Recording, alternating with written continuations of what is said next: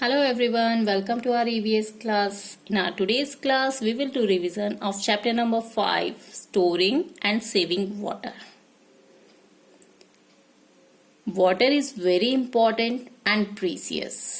Water बहुत important होता है और बहुत कीमती भी होता है. So it should be used wisely. इसलिए हमें इसको बहुत ही समझदारी से यूज में लेना चाहिए. To avoid wastage of water, we must use and store it carefully. अब वाटर का वेस्टेज ना हो इसलिए हमें उसे प्रॉपरली स्टोर करना चाहिए और अच्छे तरीके से यूज में लेना चाहिए. Now how to store a water. Water is generally stored in tanks, dams etcetera. अब जो भी वाटर हमें मिलता है, सबसे ज्यादा हमें पानी कहाँ से मिलता है? रेन वाटर से. तो उनको प्रॉपरली टैंक्स में स्टोर कर लेना चाहिए या फिर डैम के थ्रू स्टोर कर लेना चाहिए. डैम आप लोगों को पता है, हिंदी में हम इसको बांध बोलते हैं. जो भी रेन वाटर का एक्स्ट्रा वाटर होता है या फिर नदियों का ओवरफ्लो होता हुआ वाटर होता है वो यहाँ पर होता है, जो हमें हमारे किसानों को खेती में मदद करता है. उसमें ये यूज लिया जाता है. इससे इलेक्ट्रिसिटी भी जनरेट की जाती है और इन फ्यूचर अगर कहीं पानी की कमी है तो ये वाटर वहां पे सप्लाई किया जाता है. Then in town, cities and at homes we usually store water in overhead tanks and in some small containers made of steel, aluminium and plastics. अब अपने घरों में हम क्या करते हैं? ओवरहेड टैंक्स, अपने जो छतों पे जो टंकियां होती है उसमें पानी को स्टोर करते हैं. और घर के अंदर हम स्मॉल कंटेनर्स यूज करते हैं जो कि स्टील, एल्यूमिनियम या फिर प्लास्टिक्स के होते हैं. In villages earthen pots, earthen pots मिट्टी के घड़ों को बोला जाता है. And containers made of copper और brass are use to store water. Copper और ब्रास दोनों ही मेटल है. और कॉपर हम किसको कहते हैं? हिंदी में हम इसको तांबा कहते हैं.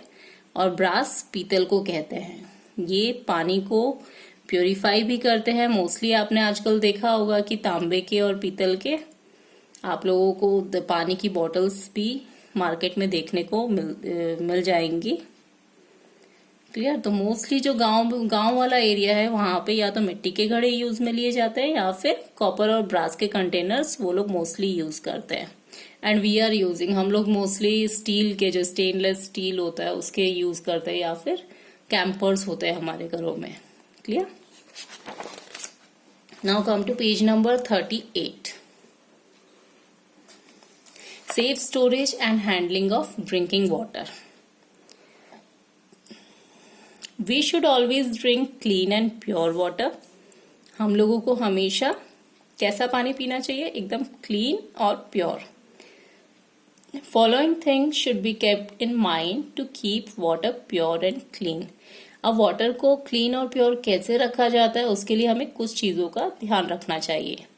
Always store water in clean containers. हमें वाटर को हमेशा क्लीन कंटेनर्स में स्टोर करना चाहिए.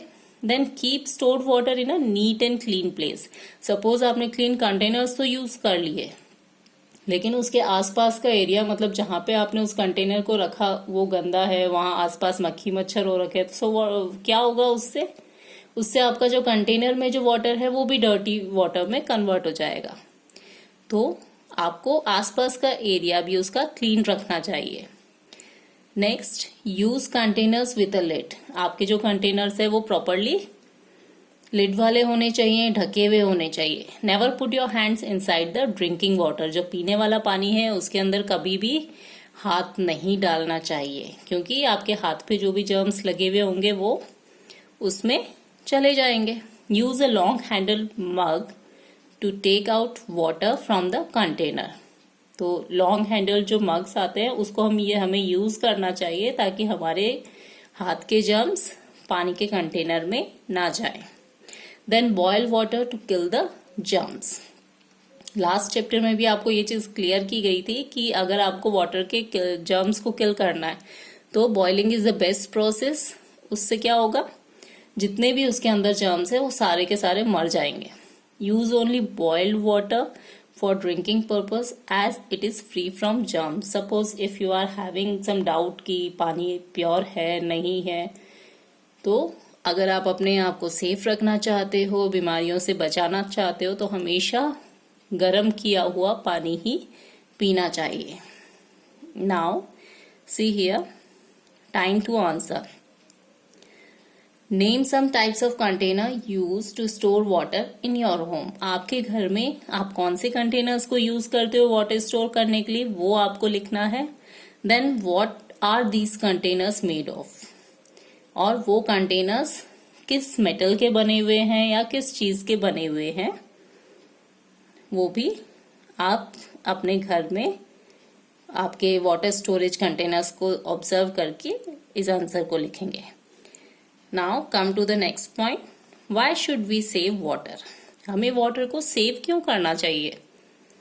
Saving water is important in today's world. अब आज के वर्ल्ड में वाटर सेव करना सबसे ज्यादा इम्पॉर्टेंट है। It is because only a very small amount of water on earth is fit for human use.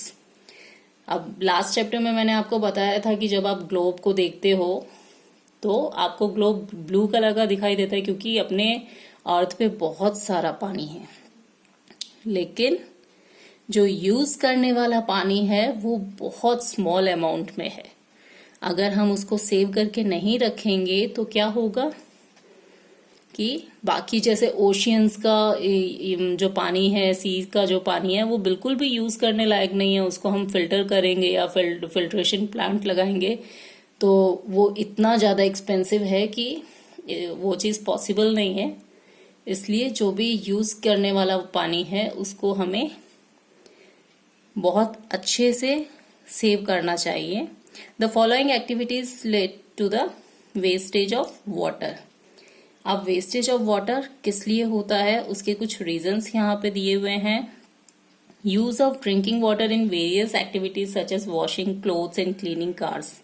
अब आपके पास जो पीने वाला पानी है वो तो बहुत कम है, और जो दूसरा पानी है जो पीने लायक नहीं है वो बहुत ज्यादा है। तो जब हम पीने वाले पानी को अगर क्लोथ्स धोने के लिए या कार को क्लीन करने के लिए यूज करते हैं तो that is called wastage of water, is it? क्योंकि वो जो हमारे लिए इतना कीमती पानी है उसको हम कहाँ इस जगह पे यूज कर रहे हैं जहां पे हम दूसरा पानी भी यूज कर सकते हैं। Then over drawing of underground water. आपको पता है जो रेन वाटर होता है वो बाद में एब्जॉर्व होकर नीचे चला जाता है, तो वो अंडरग्राउंड वाटर में कन्वर्ट हो जाता है। फिर उसको हम ट्यूबवेल के थ्रू या दूसरी चीजों के थ्रू बाहर निकालते हैं, और जितना वो रेन वाटर के थ्रू नीचे जाके जमा हुआ है उससे ज्यादा क्वांटिटी में उसको निकालना, that is called over drawing of underground water. Then excessive irrigation of crop fields. बहुत ज्यादा सिंचाई करना, मतलब फसलों में जितना पानी की जरूरत है उससे भी ज्यादा पानी डालना, ये भी एक कारण है वेस्टेज ऑफ वाटर का। Then large amount of water gets polluted by dumping waste in it.